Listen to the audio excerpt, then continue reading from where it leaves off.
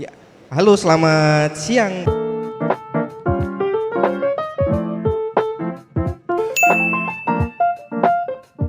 Bapak dan Ibu sekalian, terima kasih atas kehadirannya dalam sesi podcast 180 Degrees kali ini yang dilakukan di Manufacturing Digital Hub di area Expo Manufacturing Indonesia G-Expo Kemayoran. Kali ini kita akan membahas sebuah tema yang cukup menarik pada siang hari ini dari Technogis, sebuah perusahaan penyedia solusi survei dan pemetaan, betul ya Mas ya? Dengan narasumber kali ini dengan Mas Lutfi, betul ya? Sebagai Product Marketing Spesialis PT Technogis Indonesia. Nah, untuk waktu dan tempatnya selama presentasi ini aku persilahkan. Silakan Mas. Oke, terima kasih Pak atas waktunya. Assalamualaikum warahmatullahi wabarakatuh. Oke, saya di sini izin untuk mewakili dari direktur kami, yaitu Bapak Insinyur Sarono, Magister Engineering, yang kebetulan berhalangan hadir untuk mempresentasikan dan diwakilkan oleh saya seperti itu, Pak. Jadi untuk yang pertama adalah perkenalan terlebih dahulu terkait dengan Technogis itu apa sih sebenarnya, gitu. Jadi Technogis sendiri merupakan geospatial teknologi, perusahaan dengan geospatial teknologi yang memproduksi superior low cost survey tool atau alat pemetaan dengan biaya rendah seperti itu. Kemudian juga kita fokus juga di cloud mapping software, kemudian di geospatial data mapping, dan utamanya kita di service, di jasa seperti itu untuk di Indonesia. Kami sendiri berawal itu dari tahun 2019, perusahaan kami berdiri seperti itu, dan fokus kami pertama itu ada di jasa konsultasi Pak. Jadi pandemi tahun 2020 membuat jasa konsultasi kan ibaratnya redup seperti itu Pak. Jadi kegiatan lapangan banyak ditiadakan seperti itu. Kemudian dari inisiasi dari pimpinan kami, direktur kami mencoba untuk mengembangkan produk dari alat survei tersebut. Jadi selama pandemi kami mencoba untuk mulai mengembangkan produk-produk alat survei dimulai dari GPS, kemudian drone, kemudian lidar dan lain sebagainya seperti itu. Nah, dari itu kami menjadi salah satu startup terbaik di Asia Tenggara untuk saat ini, yang mana difokuskan dalam environmental problem atau permasalahan lingkungan, kemudian terkait dengan degradasi hutan, kemudian terkait dengan mapping dan surveying, serta energi terbarukan, serta smart city seperti itu. Kemudian adapun dengan visi kami yaitu growing up with geointelligence, di mana geografi ini sangat-sangat luas cakupannya seperti itu. Jadi dengan adanya kemajuan teknologi, dengan intelligence, nah itu kami berharap perusahaan kami juga growing up seperti itu bersama dengan teknologi seperti itu Pak. Kemudian misi kami ada 3 yaitu credibility, inovatif, dan fighting spirit. Nah, ini untuk perusahaan kami sebenarnya kami berasal dari Kabupaten Sleman, tepatnya di Jalan Pamularsih, nomor 152B, Klasemen Ngaglik Sleman, seperti itu. Nah, apa sih yang kami bawa seperti itu? Nah, yang kami bawa sendiri adalah Technogis menjadi solusi dalam manufacturing survei dan mapping tool seperti itu. Di mana akhir-akhir ini sering banget kita tahu bahwa survei kemudian pemetaan itu sering banget dibutuhkan oleh kementerian, mulai dari ATR BPN, kemudian dari BIG, kemudian dari sekarang yang akhir-akhir ini sedang booming itu dari Kemendagri yang terkait dengan pemetaan batas desa seperti itu Pak. Jadi kami Technogis berharap bahwa produk-produk kami itu bisa dipakai dan kemudian bisa bersaing juga dengan produk-produk global seperti itu, karena produk-produk kami merupakan produk buatan anak bangsa seperti itu, walaupun masih beberapa produk, masih beberapa part itu masih import dari luar, cuman untuk perakitan, kemudian untuk part-part yang sudah banyak diproduksi dari dalam negeri seperti itu Pak. Nah, kami juga mempunyai tim juga yang profesional seperti itu Pak, jadi kami juga berharap dari keprofesionalan tim kami terkait pembuatan produk, kemudian terkait pemetaan seperti itu dapat membuat produk yang mempunyai akurasi yang tinggi dan presisi seperti itu. Nah, kami harapkan dari alat-alat kami ini menjadi jawaban dari permasalahan-permasalahan dari tim-tim surveyor seperti itu terkait dengan harga terkait alat survei yang sangat mahal seperti itu. Jadi kami hadir di sini untuk menjadi solusi ataupun jawaban dari permasalahan-permasalahan yang ada di bidang survei dan pemetaan seperti itu, Pak.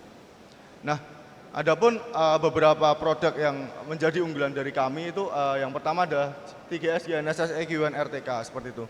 Ini merupakan produk kami yang paling basic atau yang paling pertama yang kita buat. Itu merupakan sebuah GPS geodetik dengan tipe low cost seperti itu, Pak. Jadi untuk GPS geodetik ini fungsinya yang pertama adalah untuk mengambil titik koordinat dari suatu lokasi seperti itu, Pak. Jadi untuk ketelitian sendiri sebenarnya ini kurang lebih di 1 cm untuk pergeseran titiknya. Jadi sangat-sangat sudah mumpuni dan akurat seperti itu, Pak. Adapun main feature dari produk kami itu yang pertama adalah easy to use. Kemudian ini produk kami ini sudah RTK. RTK sendiri itu pengambilan titik secara real time, Pak. Jadi saat ini diambil, saat ini juga hasilnya akan keluar seperti itu. Jadi akan mengikuti di mana posisi kita berada seperti itu, Pak. Kemudian kami juga ada 2 mode untuk produk kami ini. Yang pertama adalah static dan kemudian yang kedua adalah real time RTK seperti itu. Nah, di RTK sendiri kami tidak hanya menggunakan RTK radio. Jadi untuk RTK radio sendiri konsepnya adalah menggunakan 2 unit seperti itu, Pak, base dan rover. Sedangkan di unit kami untuk RTK sendiri sudah bisa menggunakan N-trip, yaitu menggunakan jaringan internet. Jadi cukup menggunakan untuk satu alat saja, base maupun rovernya, kita sudah bisa untuk melakukan pengambilan titik koordinat menggunakan bantuan dari internet seperti itu. Kemudian yang selanjutnya adalah ini produk kami bisa kurang lebih bertahan ataupun digunakan selama 12 jam tanpa dimatikan. Jadi pengambilan titik bisa terus-menerus dari pagi sampai sore, kemudian dari siang sampai malam itu bisa digunakan. Seperti itu. Nah, berikut untuk spesifikasinya. Jadi kita sudah menggunakan multiband GNSS dengan channel 184 channel, dan yang menjadi keunggulan juga dari produk kami juga meng-build up sendiri controllernya, Pak. Jadi kita menggunakan namanya G-Survey Mobile. Jadi itu tidak hanya untuk TGS kami, cuman untuk saat ini bisa menggunakan GPS HP dari masing-masing pengguna seperti itu, Pak. Jadi kita bisa mengambil titik koordinat dari HP masing-masing. Cuman yang menjadi kendala kan hanya di akurasinya saja, yang kalau di HP kan kurang lebih bisa lebih dari 10 meter seperti itu. Nah, itu kami build up sendiri G-Survey Mobile-nya. Jadi kita tidak perlu controller lagi untuk untuk menggunakan alat ini, jadi bisa menggunakan HP masing-masing. Itu yang dimaksud dalam easy to use dari produk kami seperti itu, Pak. Ini juga sama tadi terkait dengan technical spesifikasinya juga. Kita bisa menggunakan micro SD up to 64 GB, kemudian softwarenya kita bisa olah menggunakan RTK-lib maupun software-software untuk pendukung pengolahan data titik seperti itu. Jadi kita olah dulu datanya menggunakan RTK-lib, kemudian baru kita bisa tampilkan di software mapping seperti ArcGIS, QGIS dan lain sebagainya. Seperti itu, Pak. Nah, yang saat ini sedang booming sekali itu adalah drone. Jadi di dunia mapping sekarang tidak hanya menggunakan GPS geodetik saja. Cuman sekarang lebih permetaan ini lebih mengambil juga capture gambar secara real time seperti itu, Pak. Jadi kita membuat juga produk untuk mensupport hal tersebut, yaitu menggunakan drone kami. Jadi untuk drone kami sendiri merupakan drone yang sudah secara sistem itu bisa take off dan landing secara vertikal seperti itu. Tapi untuk penerbangannya kita seperti pesawat pada umumnya, secara bukan seperti drone copter pada biasanya. Dan keunggulannya adalah untuk jarak terbang sendiri ini bisa di radius 15 km dari kita berdiri seperti itu, Pak. Jadi kita take off 15 km. Nah, kemudian untuk durasi terbangnya biasanya kalau di copter itu hanya kurang lebih 20 menit ataupun 30 menit maksimal. Kalau di kami ini bisa 1 jam, Pak. Jadi 1 jam tanpa ganti baterai seperti itu. Dan untuk kami sendiri baterai kita di 13.000 mAh, Pak. Jadi sudah bisa cukup untuk dalam sekali terbang itu menjangkau 300 sampai 500 hektar.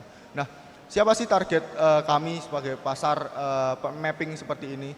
Jadi untuk target kami sendiri kami berusaha untuk men-trace ataupun menunjukkan bahwa target kami adalah ke industri-industri juga Pak. Jadi baik industri untuk agro ataupun industri tambang dan lain sebagainya yang benar-benar nantinya akan digunakan seperti itu untuk pemetaan maupun untuk mapping seperti itu Pak. Nah, untuk tipe sendiri ini tadi yang saya bilang dia sudah fixed wing VTOL seperti itu dengan panjang wingspan itu 1880 mm dan bodi 1070 mm seperti itu. Jadi kemudian untuk sistem auto sistem pilot kita sudah bisa semi auto dan full auto maupun manual flight seperti itu. Nah, untuk sistem pilot sendiri di sini kita menggunakan dua pilot Pak. Jadi pilot remote dan juga pilot menggunakan yang namanya ground control system seperti itu. Jadi yang bisa memantau airspeed, kemudian kondisi baterai seperti apa itu di pilot ground control system seperti itu Pak. Jadi di situ kita bisa memantau pesawat secara jauh. Cuman nanti ketika untuk take off dan landing kita bisa intercept juga menggunakan pilot yang menggunakan remote seperti itu Pak. Jadi untuk ini penerbangan sudah full auto seperti itu Pak. Dan untuk drone kami ini semuanya sudah dilengkapi dengan PPK specification seperti GNSS PPK. Jadi GNSS PPK ini pengganti dari yang namanya GCP dan ICP. GCP dan ICP itu adalah ketika kita mengambil foto udara, itu kan belum ada titik koordinatnya Pak. Nah, GNSS PPK ini digunakan untuk mengkoordinatkan foto-foto tersebut. Jadi di mana foto tersebut diambil itu sudah ada titik koordinatnya. Jadi kita mau ngecek suatu bangunan, misal ini di titik koordinat berapa seperti itu. Nah, dengan GNSS PPK ini sudah bisa terdetek tanpa harus menggunakan istilahnya menggunakan GPS geodetik lagi seperti itu. Tapi untuk base-nya kita tetap menggunakan GPS geodetik. Cuman untuk rover kita gantikan ke PPK-nya seperti itu, Pak. Nah, yang terakhir adalah modul TGS R1 UAV mapping.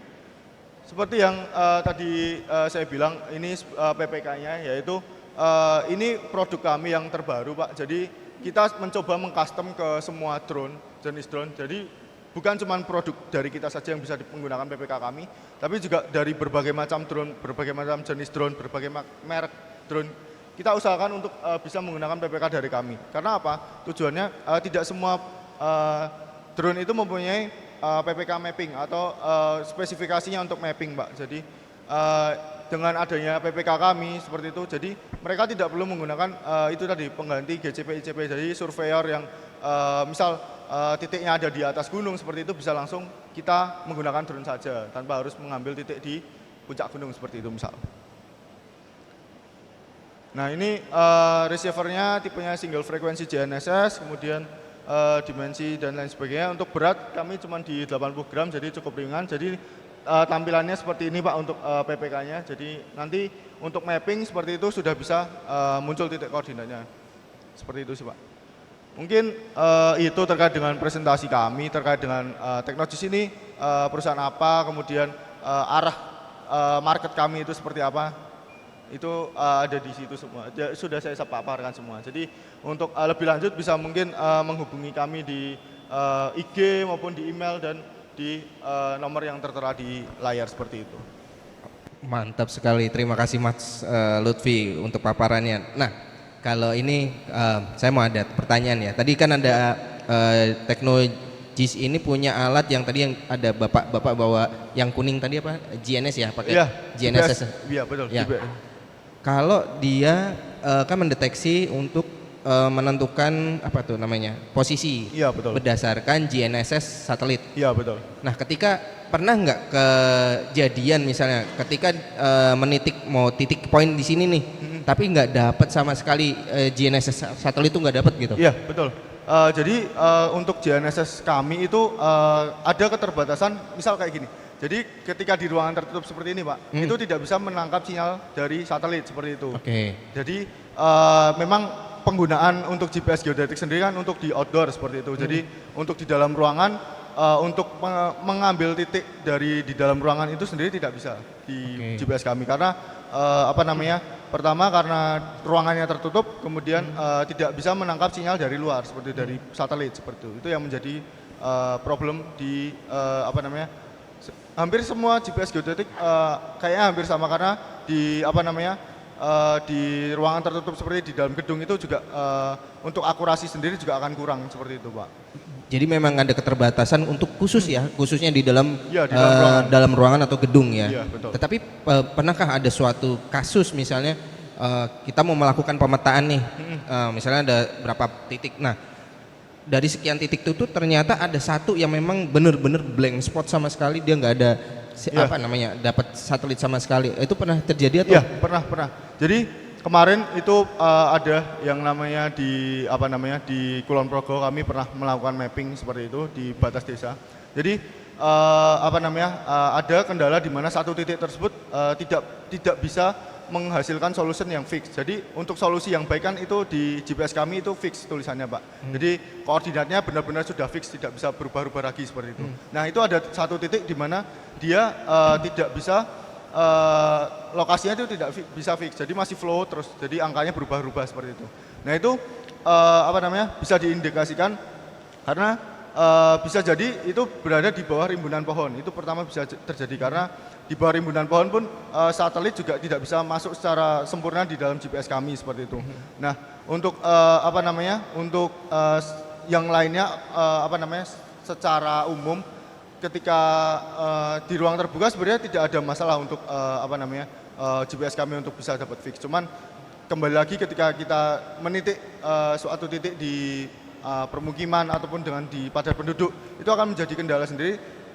Mungkin bisa fix, cuman butuh waktu yang sedikit agak lebih lama daripada biasanya. Oke, berarti kayak ini ya, memang harus si satelit itu harus melihat secara line of sight-nya ke bawah tuh secara lurus biar nggak boleh ada halangan ya, Iya, itu betul. ya. Kayak hampir sama kayak sinyal pada yang zaman-zaman dahulu ya, Pak. Jadi kayak sinyal juga kan ketika bahan rumah itu asbes itu susah untuk masuk sinyal seperti itu, Iya, jadi iya. sinyal jelek. Nah, itu kurang lebih sama seperti itu. Oke. Nah, kalau yang implementasi project nih dari Teknogis, ketika saya ada sebagai end user nih, Mas, saya ada satu desa misalnya, saya mau melakukan pemetaan nih berapa luas desa saya katakanlah di situ.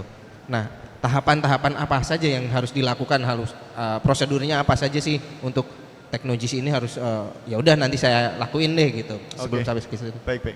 Jadi untuk prosedur sendiri atau SOP kami sendiri untuk dalam melakukan project itu yang pertama adalah mengecek luasan, Pak. Jadi luasan dari yang kita projectkan itu berapa sih, dari mereka minta berapa hektar. Kemudian kita sesuaikan dengan yang ada namanya AOI atau Area of Interest. Jadi mereka sudah punya misal pemetaan sendiri, peta yang mau disurvei seperti itu seperti apa. Nah, kemudian kami mengecek apakah sesuai dengan luasan yang mereka bilang seperti itu. Kalau sesuai kita lanjutkan. Pertama adalah kita membuat proposal dulu. Jadi kami menjawab kebutuhan mereka dengan kita kirimkan proposal ke mereka dengan penawaran harga dan lain sebagainya. Apabila deal, kita agendakan untuk kick off meeting dulu, Pak. Jadi bagaimana kita ke depannya planning kerjanya seperti apa, itu kita harus obrolkan dengan klien seperti itu. Nah, itu menjadi penting karena apa? Karena kadang kebutuhan klien ataupun dengan tim dari Teknogis sendiri kan mungkin beda ya. Jadi misal tim butuh dari klien butuh cepat misal 7 hari seperti itu. Tapi kan kita bisa lihat bahwa misal lokasinya sulit terjangkau dan lain sebagainya. Jadi kita menego ataupun berdiskusi dengan klien bahwa hal tersebut apakah bisa untuk disesuaikan waktunya karena kondisi dan lain halnya. Nah, setelah deal dan lain sebagainya baru kita berangkat ke lokasinya. Seperti itu sih, Pak. Oke. Nah, ketika tadi ada biasanya ada due date-nya ya, ada berapa waktu yang harus dipenuhi misalnya. Iya, betul. Nah, dari Teknogis sendiri biasanya paling cepat dalam melakukan suatu pemetaan lingkungan lah dengan kondisi ya padat-padat lah gitu. Itu berapa hari atau berapa lama boleh? Baik. Untuk kalau pemetaan sendiri untuk menggunakan drone ya, Pak. Jadi ataupun menggunakan GPS geodetik kami itu tergantung luasan. Jadi kalau paling cepat itu misal di 2000 hektar kita menggunakan pesawat Nivo tadi itu cukup sehari, Pak. Jadi sehari kita ambil data kemudian kita olah dan lain sebagainya, paling sampai selesai pekerjaan itu di waktu seminggu. sampai end usernya udah dapat Iya, hasil reportnya ya, betul. itu 1 minggu dengan luasan kurang lebih 2.000 hektar. Oke, nah biasanya dari sekian proyek yang pernah dilakukan oleh Teknogis nih, pastinya mengalami sebuah kendala nih, Betul. sebuah kendala biasanya entah itu perizinan atau apa kita nggak tahu ya. Nah, kendala apa yang paling susah atau kendala apa yang dalam artian yang sangat unik lah, boleh diceritakan dah. Baik, untuk kendala kami sendiri di lapangan itu kan banyak sekali Pak, maksudnya hal-hal yang kita tidak pernah duga seperti itu. Jadi kami pernah kemarin itu mapping di daerah Kalimantan seperti itu. Jadi kami membawa pesawat drone Nivo kami. Jadi kebetulan kami tidak membawa cadangan seperti itu. Nah, kebetulan juga terjadi crash pesawat seperti itu di dekat apa ya, istilahnya kayak masjid seperti itu Pak. Jadi di dekat masjid kita crash pesawat, kemudian kita kirimkan lagi pesawat yang baru. Kita kirimkan lagi pesawat yang baru dan jatuh lagi di lokasi yang sama. Itu menjadi kendala kami karena faktor alam ataupun faktor hal yang kurang kurang kita tahu terkait dengan alam seperti itu menjadi salah satu faktor yang kita tidak bisa prediksi. Kemudian juga faktor cuaca juga menjadi salah satu hal yang menjadi satu hal yang menjadi penghambat juga. Apabila hujan seperti itu kan kita tidak bisa mengambil foto udara. Nah itu kadang di pagi hari semisal cerah, tapi tiba-tiba nanti jam 10 hujan seperti itu. Jadi benar-benar cuaca menjadi salah satu faktor yang penting untuk kami untuk efektivitas waktu. Ketika cuaca cerah akan lebih efektif seperti itu. Tapi kadang cuaca kan tidak bisa diprediksi Pak. Jadi itu yang menjadi salah satu kendala. Ya. Oke, wah mantap sekali nih. Karena memang kalau berhubungan dengan outdoor mesti berhubungan dengan cuaca, Betul. pastinya ya. Nah, untuk usernya sendiri nih dari Teknogis ini sudah untuk di Indonesia aja ya. Ini sudah sampai di mana aja kalau boleh nanti end usernya tahu nih, nanti akan kontak juga gitu. Baik. Jadi untuk end user kami itu sudah banyak Pak. Jadi dari Sabang sampai Merauke sudah kami pernah melakukan project di sana semua. Jadi tapi untuk akhir-akhir ini kita banyak project itu di Sumatera, Kalimantan dan Lombok seperti itu Pak. Sampai di Lombok juga, Ya. tapi sudah sampai di dari timur sampai barat ya, Ya, ibaratnya sudah. ya. Oke. Nah, satu pertanyaan lagi nih Mas. Kalau tadi kan kisaran kembali ke area ya, luasan area sekitar 2.000 hektar ya, Ya. tadi ya.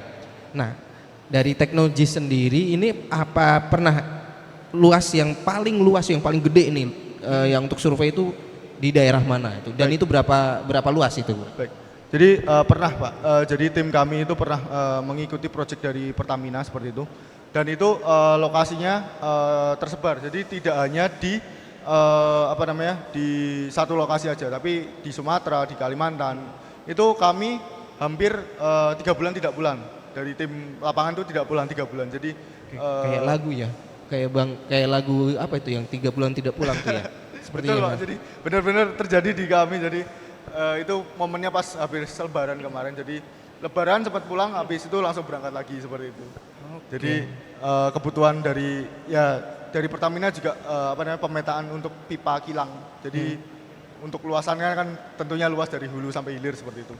Nah, itu menjadi dari kami menjadi suatu pengalaman yang paling berharga buat kami karena itu menjadi pengalaman yang mengesankan untuk dari Teknogis sendiri karena bisa bekerja sama dengan Pertamina seperti itu Pak. Karena memang tersebar luas dan memang ada di Indonesia juga ya, dia betul. karena Jadi, posisinya ya.